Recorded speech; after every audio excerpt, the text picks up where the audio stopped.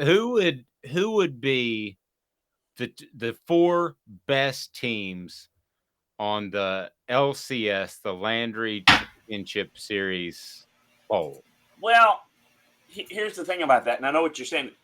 The four best teams, um, you still got to go out and win games and produce, and that usually there's a correlation there. The teams that are the best usually win most of the games. But as we've talked about over times, different teams at different points during the season are up and down based upon any number of circumstances. That's including the teams and the opponents that they're playing and when and where, all of those things. So who the best four teams are, I mean, I thought Tennessee was better than South Carolina. True. It didn't happen. I thought Alabama was better than Tennessee. I thought LSU was better than A&M. Okay, so my point is you still have to go out there and take care of business. I think I think it's pretty clear. I think Georgia, Michigan, and I think TCU is likely in, even if they lose. And they just can't get blown out by Kansas State. But I don't think we have four teams right now. I mean, I think we've got those three teams that played really well. And USC, absolutely, if they win, they deserve to be in. Look, they may not be a complete team. They may have deficiencies on defense, but they've won. And they've won against a couple of really good opponents. Lately, a couple of really good opponents. They played pretty well all year. They've had their moments like everybody else. They didn't play all that well against Oregon State. Very good team, by the way. Good team, by the way. I shouldn't put the very in there. And then they lost to Utah in a very controversial fashion on the road. And so, look, they deserve to be where they are. I think that it's going to be pretty clean. I think the only thing would be is if USC loses. And if USC loses, then that's the committee's nightmare, and it's going to be either Ohio State or Alabama. I think it's going into this week. We know we're going to know Tuesday night for certain, because the way it is Tuesday night is going to be the way it is next Sunday. Because, it's the only thing is going to be the teams that are playing.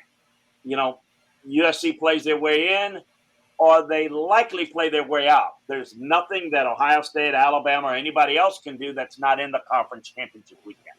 They can't improve themselves. I mean, they can only replace somebody that falters, which is another whole conversation I don't want to get into. If you think about that, when you're in a position to where you can benefit from somebody losing that has earned their way to play in the conference championship, it kind of gives you an idea why the system is not a very good one. Not that there's ever going to be a perfect one, but that's there's something to be said for playing this weekend, And I will say this: I think somebody coined this phrase one time, and I thought it was really good. I don't remember who it was, but on this weekend, you're either playing or you're praying, because you got nothing you can do about it if you're not playing. That's very, very true. We see a lot of, and I'm sure you've seen it on social media, where Tennessee and Alabama fans are going at each other about this, possible playoff spot that I think is probably not going to happen for either fan base. What's your opinion between that whole Tennessee-Alabama debate? Who do you feel like deserves it, or what have you? What do you think about that? Well, first of all, I think the committee made their statement. In Tennessee's, they're out. They've got no shot. They made the statement last week when they said, they put them down at 10. Now they're going to move up ahead of Clemson and Oregon, but there's what they said, and a big part of it is this is not the same team without Hendon Hooker. So fair, unfair, and I'm not saying that's fair, and that part of me think it's really unfair, but I think that when it comes close, people are going to, and rightly so, let's make the argument for Tennessee, they beat Alabama. If the game doesn't matter, then why the hell play it? So they earned it, but it's not about just the head-to-head. Okay, well, they both got the same records. You got to look at the entire season. And I think the bottom line is there's a number of things at play. There's a lot more,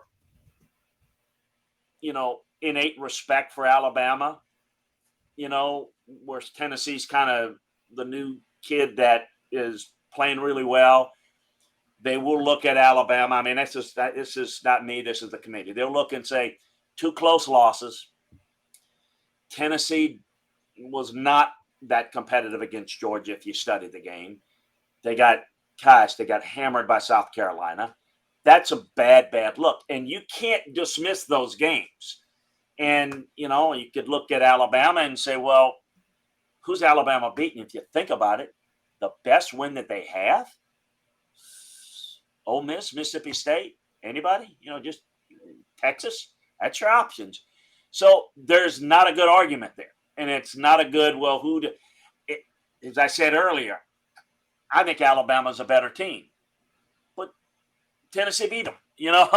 So that's why I say, like, if I was picking who I think is better, who would have a better chance to be successful in the playoffs of the two, it'd be Alabama. But that's not the reason to put them in or not put them in. But I think that the committee made the statement. That's why I said I think they're completely out, because there's, I could be wrong. I mean, I don't. It's dangerous to think about what the committee might say, but maybe they look at 56-0 over Vanderbilt and say, man, they're every bit as good as Joe Milton, not with Joe Milton. I think they moved them down because without Hendon Hooker, they're not the same team. It's just like, and that's a big part of what it's not something that gets talked about a lot, but that is the biggest reason, quite frankly, is if a player is injured in the early part of the season and a team loses a game or two, and then he comes back and they really look great, that's going to have an effect on, hey, wait, they're a lot different. Tennessee's suffering. That South Carolina loss was as bad as the embarrassment was getting 60 scored on you. The worst thing that happened in that game, for a number of reasons, is Hendon Hooker getting injured. First of all, for that young man and what he's done, it's a shame. But the injury factor in football is 100%. But that perception of that team, and, a lot of people say, well, that's not fair. And I can certainly understand that argument, because they won with Hendon Hooker when they won. But now they're also looking, look, it's close. If it's close, they're looking for things to separate. And again, I'm fine if they want to put Tennessee in, but why this week and not last week? Because, nothing's changed this week. Chris, last week. Yeah. I would argue this, and I'm really not arguing it. I'm probably playing devil's advocate. I would say this to that question. There was some recency bias in the way that Tennessee lost to South Carolina. Mm-hmm. So I'm playing the part of Tennessee won the head-to-head against Alabama. So sure.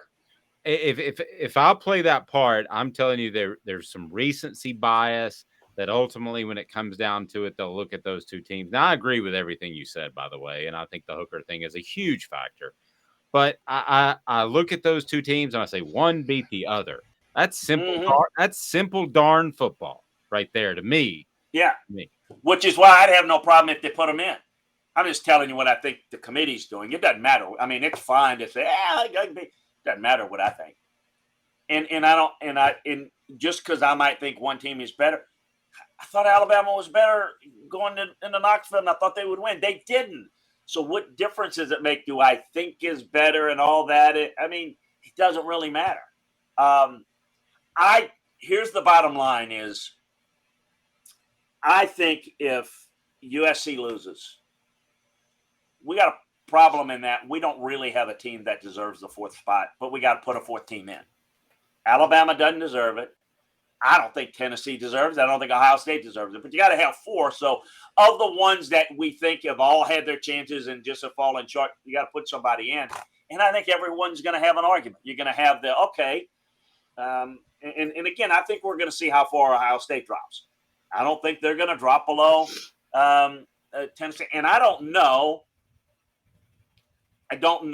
what the committee is going to do between Ohio State and Alabama. That's the most fascinating thing. Not where the top is. That's not – Tuesday night is going to be where is Ohio State, where is Alabama. Because the committee not me. I got nothing to do with it. The committee has spoken that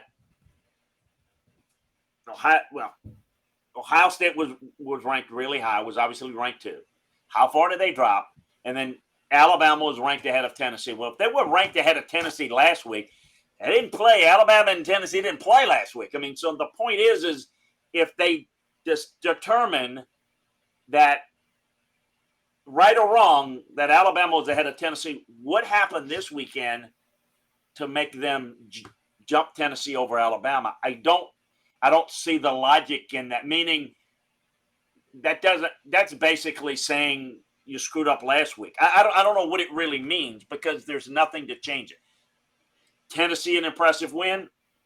Alabama, one. I mean, what do you really make of it? I don't think it's fair for anybody.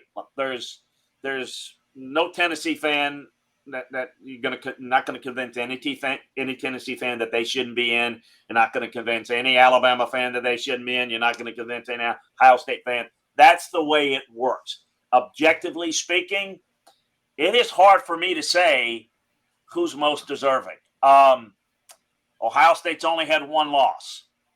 Ohio State has beaten Penn State and Notre Dame, which are 2 better teams than Alabama's beaten. But Alabama playing. I mean, it just right now. I think it's a real. But I think it's Ohio State, Alabama, based on what the committee said and whatever that and none of it. I can tell you, they're hoping that USC wins because it's clean cut then.